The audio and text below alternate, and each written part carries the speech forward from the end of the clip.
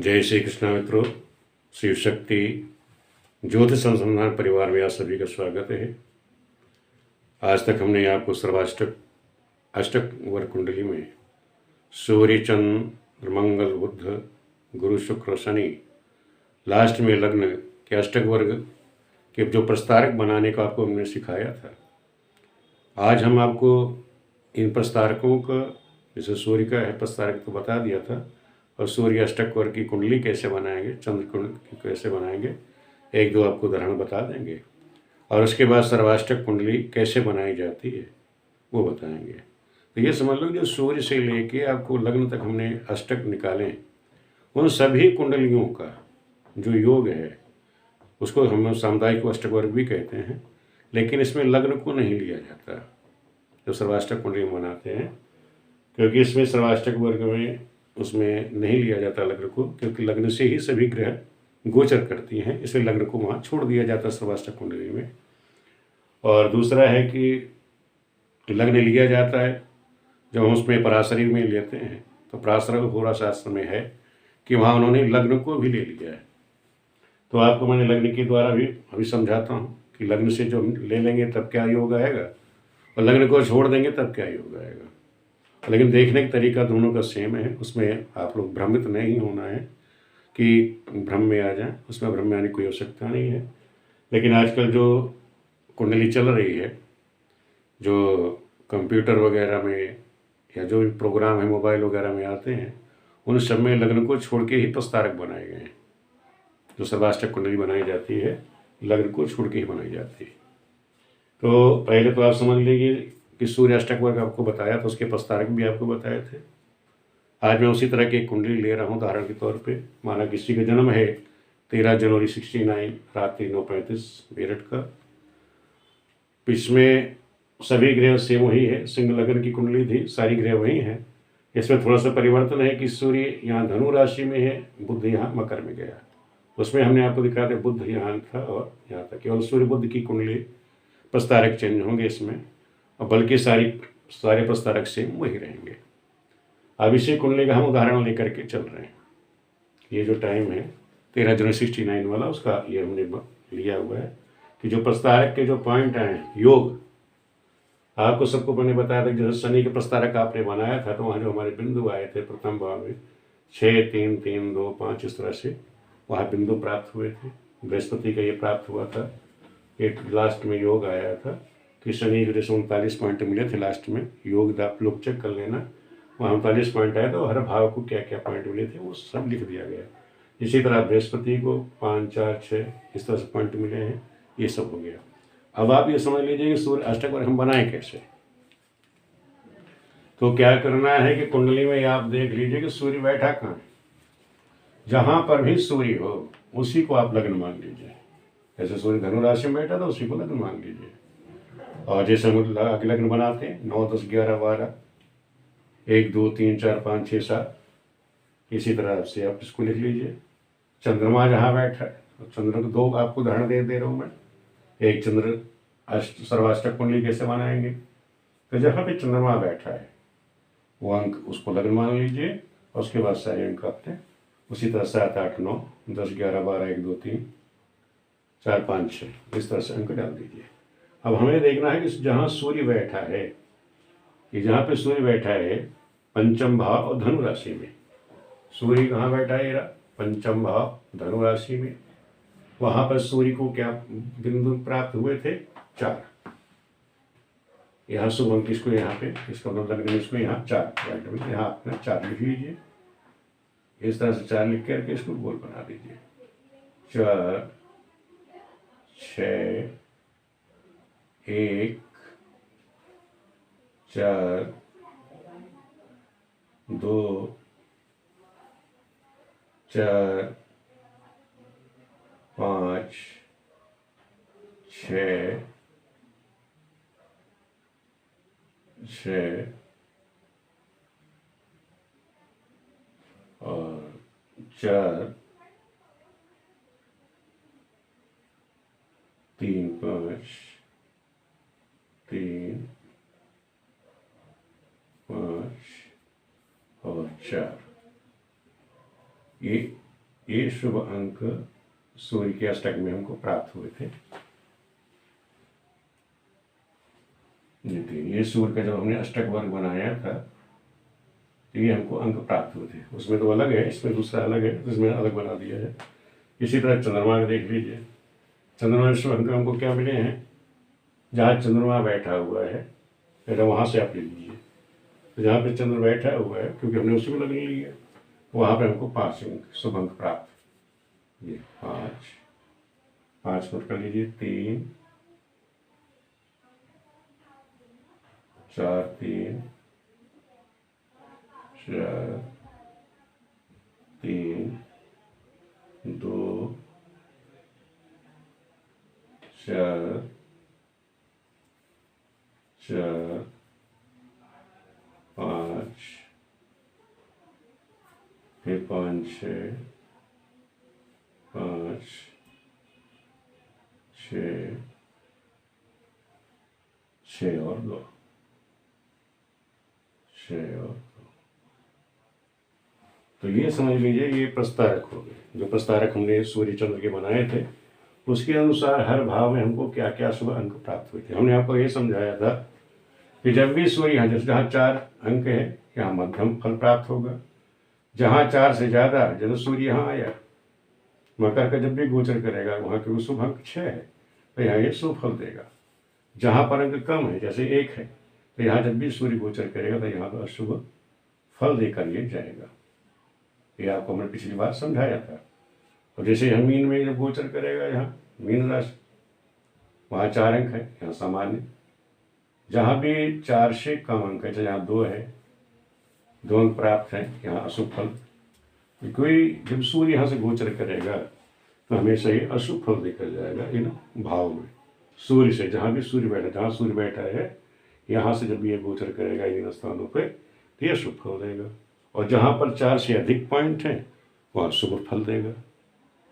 इसी तरह चंद्रमा को आपका बताया था, चंद्रमा का अष्टक आपको लोगों जो बतलाया था कि भाई जहाँ भी ये शुभ गोचर करेगा, चंद्रमा यहाँ अपने राज्य गोचर करेगा ये, तो जहाँ बैठा हुआ वहाँ शुभ अंक 5 है, तो इसका मतलब यहाँ जब भी वो गोचर करेगा तो शुभ फल देगा। लेकिन वहाँ से जब भी ये वृश्चिक में आ जाएगा तो सेकंड जहाँ बैठा हुआ वहाँ से जैसे सेकंड पे आएगा वहाँ केवल 3 शुभ अंक प्राप्त है इसको। तो इसका मतलब जब भी वहाँ से गोचर करेगा तो वहाँ ये शुभ फल देकर नहीं जाएगा। जहाँ पर भी इसको 4 है यहाँ सामान्य स्थिति है। जहाँ पर भी 4 से कम अंक प्राप्त है, जैसे यहाँ चौथे भाव में जहाँ बैठा वहाँ से चौथे भाव में स्थान पर 3 है, 2 है, तो ये ऐसे 2 अंक प्राप्त हैं। तो जहाँ कम अंक प्राप्त है वहाँ जब भी गोचर करेगा तो वहाँ अशुभ फल देता हुआ जाएगा। लेकिन सर्वाष्टक कुंडली में ऐसी स्थिति नहीं होगी, क्योंकि सर्वाष्टक कुंडली में देखा जाए कि वहाँ सभी ग्रहों का योग है। सूर्य चंद्र मंगल गुरु शुक्र और शनि, वहाँ सभी ग्रहों का योग है। वहाँ से ग्रह जब गोचर करेंगे तब उसकी स्थिति क्या होगी ये हम आपको भी समझाते हैं। तो इसी तरह आप सभी ग्रहों का निकाल सकते हैं। सूर्य चंद्र का आपको बता दिया, इसी तरह मंगल बुध गुरु शुक्र और शनि का निकाल लेंगे। और लग्न का भी इसी तरह सर्वाष्टक चक्र कर आप बना सकते हैं। प्रस्तारक आपको बता ही दिया था कैसे प्रस्तारक है और किस तरह से बनाना है, ये आपको हमने बता दिया। अब आप ये समझ लीजिए कि सर्वाष्टक वर्ग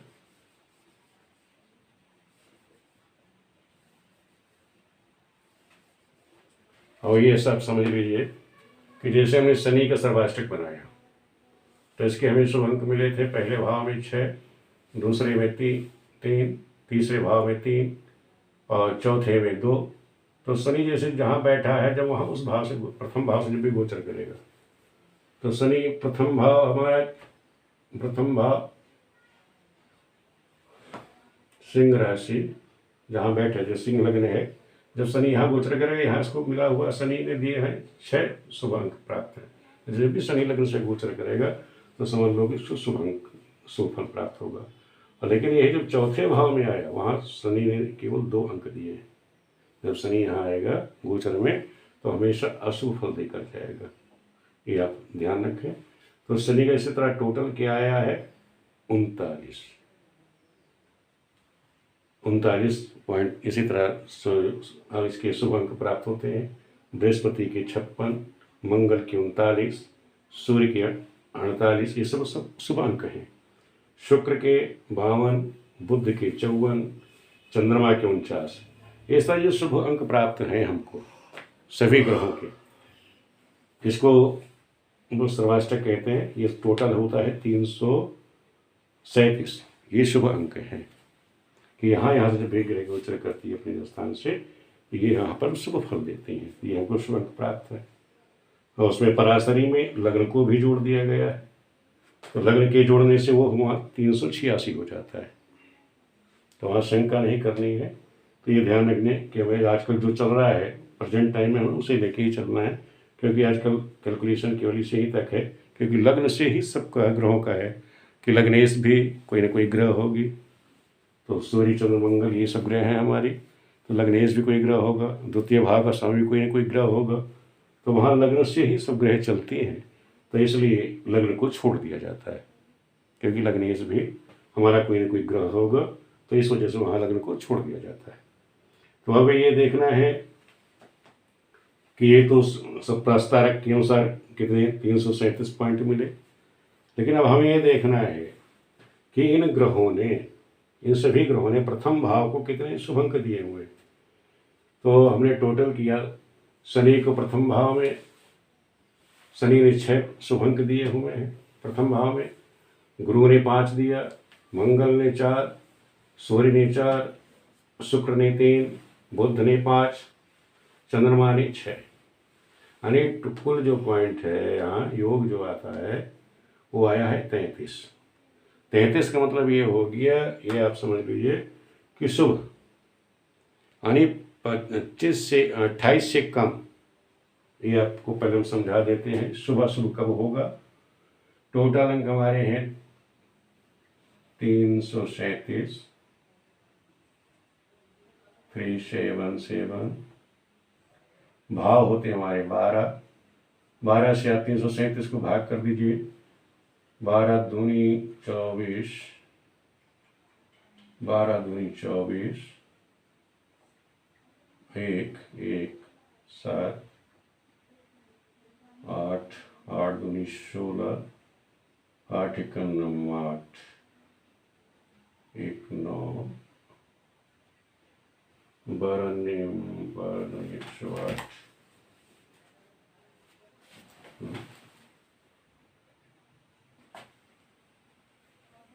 अब 337 था, उसको हमने 12 से भाग किया, तो 12 दूनी 24, 33 में से 24 गया 9, 7 आ गया 97 हो गया, 12 8 96। तो उन्हें जो शुभ अंक आया ये मध्यम हमारा समझ लीजिए कि अगर 28 से कम अंक हैं कहीं भी, जो योग आया है ग्रहों का आपस में हर भाव में, अगर किसी भाव में 28 से कम अंक हैं तो समझ लो वो अशुभ फल, क्या नहीं फल के जैसा स्थान है वहाँ कम फल देगा, अशुभ फल देगा। 28 से कम, 28 से कहीं कम है, 28 से कम में अशुभ, अशुभ फल समझ लीजिए। और 28 से अधिक हो जाए, 28 से अधिक सामान्य फल, एक सामान्य फल होगा। और 30 से अधिक हो, 30 से अधिक ये उत्तम फल देगा। कहीं भी 30 से अधिक हो जाए तो उत्तम फल हमको प्राप्त होंगे। तो ये समझ लीजिए कि जहाँ जहाँ अभी मैंने देखा कि जो लग्न हैं प्रथम भाव सिंह लग्न में क्या अंक मिले हुए 33। तो ये समझ लीजिए जब यहाँ लग्न को 33 शुभ अंक ग्रहों ने दिए, इसका मतलब ये होगी कि लग्न से जो भी ग्रह गोचर करेगी वो सभी यहाँ पे सुफल देना चाहिए। लेकिन ये ध्यान रखें कि यहाँ देखो कौन कौन सी ग्रह है। शनि ने 6 तो वो तो सुफल देगा, गुरु को 5 है सुफल देगा, मंगल सूर्य को 4 4 है सुफल दे। लेकिन शुक्र ने केवल यहाँ पे लग्न में 3 अंक दिए हैं, तो क्या शुक्र भी यहाँ सुफल देकर जाएगा लग्न में? नहीं, ये समझ लेना कि अपनी अशुभ फल ना दे करके अपनी अशुभता को कम कर देगा। इस चीज़ आप लोग दिमाग में बिठा लेना कि यहाँ 33 अंक हैं, यहाँ ये शुभ तो नहीं देकर जा रहा है, लेकिन अपनी अशुभता भी यहाँ ये नहीं दिखा पाएगा। अपनी शुभता यहाँ पे जो है ये नग्न हो जाएगा, क्योंकि यहाँ पे देखो 3 पॉइंट है। यहाँ गुजरता है यहाँ से तो ये अशुभ फल कर देता, लेकिन यहाँ पर क्या हुआ, 33 पॉइंट प्राप्त हो गए। यहाँ 33 मिलने का मतलब ये हो गया कि यहाँ जो भी ग्रह यहाँ से गोचर करेगा वो अशुभ फल देकर नहीं जाएगा। तो यही समझ लीजिए, शुक्र यहाँ 3 है तो ज़्यादा अशुभ तो नहीं देगा, अपनी शुभता में कमी कर देगा। इसी प्रकार दूसरे भाव में कितने पॉइंट हमको मिले, 24, यानी 28 से कम है। अब यहाँ 28 से कम का मतलब ये होगा कि जो भी ग्रह यहाँ से गोचर करेगी अशुभ फल ही देखे जाएंगे। जैसे अब ये आप देख लीजिए, जैसे शनि है, शनि ने क्या दिया, द्वितीय भाव में 3 अंक अशुभ फल देगा।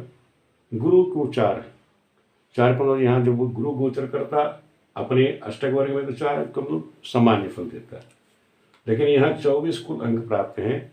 तो यहाँ ज़्यादा ये कह दो कि आप बहुत धनी बना देगा, धन का अर्जन कर लेगा, ये स्थिति ये होने नहीं देगा, क्योंकि यहाँ 24 अंक हैं, यानी यहाँ अशुभता जरूर रहेगी, यहाँ गुरु अशुभ जरूर करेगा। इसी तरह मंगल को 3 है तो मंगल भी अशुभ देगा। जिन सूर्य के 3 है तो यह अशुभ देगा। शुक्र ने यहाँ 5 अंक दिए, जो 5 अंक देने का मतलब ये है केवल शुक्र जब यहाँ से गोचर करेगा तो यह शुभ फल देकर सेकंड भाव में नहीं जा रहा है, वो शुभता जरूर देकर जाएगा। बुध 4 है, वो भी सामान्य स्थिति है, तो इस तरह से समझें। दूसरा चंद्रमा को आप समझ लीजिए, चंद्रमा को यानी तीसरे भाव में नहीं, चंद्रमा नहीं, यहाँ समझ लो तीसरे भाव को हमारे कितने पॉइंट मिले, 32 सर्वाष्टक में देख रहे हैं कि सर्वाष्टक में यहाँ तीसरे भाव को हमका 32 पॉइंट मिला हुआ है। तो 32 का मतलब यह होगा जब भी यहाँ से कोई गोचर 30 से अधिक हुआ तो शुभ फल देंगे। तो जो भी ग्रह यहाँ से गोचर करेंगे तो शुभ फल देंगे। तो तीसरे भाव में देखो कौन कौन से ग्रह शुभ फल दे रही है। यहाँ देखिए शनि ने 3 दिया हुआ है तीसरे भाव में, तो जब भी यहाँ से गोचर करेगा वो तो शुभ फल नहीं देगा, लेकिन यह है कि जब यहाँ 32 पॉइंट प्राप्त है तो अपनी पूर्ण यहाँ 3 का मतलब कि पूर्ण अपनी असुविधा नहीं दे पाएगा। इस चीज़ का आप दिमाग में बिठा लेना कि 3 अंक जरूर है, अशुभ फल देता, गोचर चलेगा, लेकिन ज़्यादा अनिष्ट नहीं कर सकता, क्योंकि यहाँ पे जो है 32 पॉइंट प्राप्त है। यहाँ जो भी ग्रह गोचर करेगी वो अपनी ज़्यादा पूर्ण असुविधा नहीं दे सकता, जितना कि वो यहाँ 24 वाले पे ग्रह दे रही। ये चीज़ आपको समझनी है। तो सर्वाष्टक का प्रयोग हम कैसे करते हैं, तो ये हमने पॉइंट निकाला, पहले आप समझ लीजिए अष्टक पर बनाया कैसे जाता है। तो जैसे पॉइंट हमको प्राप्त हुए थे सभी ग्रहों के कि हर भाव में ग्रहों ने क्या क्या दिया। प्रथम भाव को हमारे 33, द्वितीय को 24, तृतीय भाव में 32, 30, 28, 32, 26, 21, 30, 35 और 31। इसका भी योग हम करेंगे तो ये 337 ही होगा। तो ये सारे पॉइंट हमने कुंडली में लिख दिए, सर्वाष्टक कुंडली हो गई कि जो हमारी लग्न है, लग्न लिख दिया, और हर भाव को सभी ग्रहों ने क्या क्या शुभ अंक दिए हैं वो अंक हमने उसी तरह यहाँ लिख दिए। और हमें ये देखना है जिन जिन भावों पर 28 से कम फल प्राप्त है क्या है। जैसे 24 यहाँ से जब ग्रह गोचर करेंगे द्वितीय भाव से अशुभ फल देंगे। दूसरा कहाँ शुभ फल 28 से कम है, सप्तम में, यहाँ से जब ग्रह गोचर करेगी तो शुभ फल होगा। दूसरा 21 में भाग्य में, यहाँ जब भी ग्रह गोचर करेंगे तो शुभ फल प्राप्त होगा। यानी 3 पॉइंट ऐसे हैं, 9th, 7th और 2nd। इन भाव से जब भी ग्रह गोचर करेंगे तो शुभ फल देंगे। तो ये भी ध्यान रखना कि क्या सभी ग्रह यहाँ अशुभ फल देंगे। जैसे सप्तम भाव, अब यहाँ सप्तम भाव में कुल 17 पॉइंट है। अब ये सप्तम भाव में क्या बैठा हुआ, शुक्र। लेकिन ये देखना है सप्तम भाव में कौन कौन ग्रह अशुभ फल दे रहे हैं। जैसे शनि सप्तम में क्या दिया हुआ है, 2 अंक, तो शनि जब भी गोचर करेगा अशुभ फल देगा। बृहस्पति ने 5 अंक दिए हुए, तो इसको गुरु गोचर करेगा तो अशुभ फल नहीं देगा। मंगल ने 2 दिए हैं, जब भी ये गोचर करेगा सप्तम से अशुभ फल देगा। सूर्य ने 1 दिया है, अशुभ फल देगा। शुक्र ने 3 पॉइंट दिए हुए हैं, ये भी अशुभ फल देगा। बुध गोचर करेगा शुभ फल देगा, चंद्रमा गोचर करेगा शुभ फल देगा। तो ये ध्यान रखें कि ये जो ग्रह गोचर हैं, कौन कौन सी, जो 17 अंक मिले हैं, तो यहाँ कौन कौन सी ग्रह अशुभ फल दे रहे हैं, तो ये आप लोग समझने की कोशिश करिए। जैसे आपको मैंने बताया कि सप्तम भाव से जैसे शनि गोचर कर रहा है, शनि है, मंगल है, सूर्य, शुक्र, बुध, चंद्र, ये जब भी गोचर करेंगे तो यहाँ अशुभ फल देकर जाएंगे। ये इसी तरह कुंडली का हमें विश्लेषण करना है, फलित करना है, इसमें घबराने की कोई आवश्यकता नहीं है। ये हो गया कि जो हम प्रस्तारक सब ग्रहों का पहले अलग अलग निकालने के चलते थे, अब यहाँ हमने सभी ग्रहों का एक साथ बनाया, तो ये समय बचता है और आपको आसानी रहती है कि किस समय कौन से भाव से ग्रह गोचर करेंगे तो असफल देगी। लेकिन सूक्ष्म कैलकुलेशन जब आप जाओगे तो आपको प्रस्तारक का ही इस्तेमाल करना पड़ेगा। इस चीज़ का हमेशा ध्यान रखो। अष्टक तो आपने कर लिया, सर्वाष्टक कुंडली से मोटे मोटे आपने बता दिया कि कहाँ से गोचर करेंगे सभी ग्रह तो फल देंगे, शुभ फल देंगे। लेकिन जैसे आपको मैंने सूक्ष्मता बताई कि कहीं आपको सूक्ष्म सटीक विश्लेषण करना है। जैसे बताया 17 है, तो क्या सभी ग्रहों ने यहाँ शुभ फल दिए, तो आप चेक कर सकते हो। प्रस्तारक उठा के चेक कर लिया कि नहीं भाई, बृहस्पति ने तो यहाँ 5 अंक दिए हुए, बृहस्पति यहाँ पे अशुभ फल नहीं देके जा रहा है, बल्कि सभी ग्रह जो है वो अशुभ फल देके जा रहे हैं। तो इस चीज सटीकता के लिए भी आप लोगों को ये प्रस्तारक बनाना सिखाया था हमने आप लोगों को कि सूर्य से लेकर के लग्न तक एक ऐसे प्रस्तारक बनाना है, उनका अलग अलग कैसे आपको फलित करना है। फिर सर्वाष्टक के द्वारा कि जहाँ जहाँ बता दिया कि 28 से कम है तो सब लोगों को शुभ फल प्राप्त होगा उस भाव को, जो वहाँ से ग्रह गोचर करेंगे। 28 से 30 तक सामान्य फल प्राप्त होगा, और 30 से अधिक है और वहाँ से ग्रह जब भी गोचर करेंगे तो वो शुभ फल देंगे। कुंडली में होता है कि मान लिया कुंडली में कोई ग्रह योग कारक है, शुभ फल देने वाली है, और लेकिन यहाँ जिस पॉइंट में वो घर में बैठा हुआ है वहाँ कम पॉइंट है। अब जैसे शुक्र ही था, मान लो शुक्र वहाँ योग कारक होता है कुंडली में हमारे, और लेकिन यहाँ उसको पॉइंट जहाँ बैठा हुआ वहाँ 17 मिले हुए, तो यह वो बली नहीं है। तो यहाँ शुक्र जब भी जाएगा तो शुभ फल ही देखे जाएगा। दूसरा, जैसे हम लोग जानते हैं कि द्वादशेश जहाँ कहीं बैठता है शुभ फल देता है। द्वादशेश यहाँ चंद्रमा है, अब चंद्रमा को यहाँ कितने पॉइंट मिल गए? 32। जहाँ वहाँ बैठा हुआ है वहाँ 32 है, मंगल भी बैठा हुआ है 32 है, तो इसका मतलब चंद्रमा यहाँ अशुभ नहीं करेगा, तो शुभ फल देके जाएगा। यहाँ चंद्रमा योग कारक बन जाएगा। तो ये चीज़ आप लोगों को समझनी है। जब आगे फलित आपको समझाएंगे हम, तो आपको और भी समझाएंगे। अभी तो आपको साधारण रूप से बताया कि अष्टक वर्ग कैसे बनाया जाए और उसका प्रयोग कैसे किया जाए, ये साधारण रूप से आप लोगों को समझा दिया है। और वीडियो आपको पसंद आ रही तो उसको आप लोग पसंद करें, सब्सक्राइब करिए, जैसे आगे भी हम चैनल बनाते रहें। जब हम इसका फलित करेंगे तो आपको बताएंगे कैसे फलित और भी करना है, कैसे योग बनाना है। इस सर्वाष्टक की जो पॉइंट हमें मिले हैं इसके अनुसार हम दिशा का ज्ञान, किस दिशा में भाग्योदय होगा, हाँ, किस दिशा में हमको जाना चाहिए काम के लिए, वहाँ कब सफलता मिलेगी, किस उम्र में हमें सफलता मिलनी, किस उम्र में नहीं मिलनी है, ये सब इसी के द्वारा हम आपको फलित करना सिखाएंगे। तभी तो अष्टक आपने अष्टक वर्ग के द्वारा सर्वाष्टक बनाना और उसका हम कैसे प्रयोग करें ये हमने आपको बता दिया। अगर वीडियो पसंद आ रही है तो आप लोग इसको लाइक करें और सब्सक्राइब करिए, जिससे हम आगे भी आप लोगों को वीडियो बना के देते रहें। वीडियो देखने के लिए आप सभी लोगों को बहुत बहुत धन्यवाद।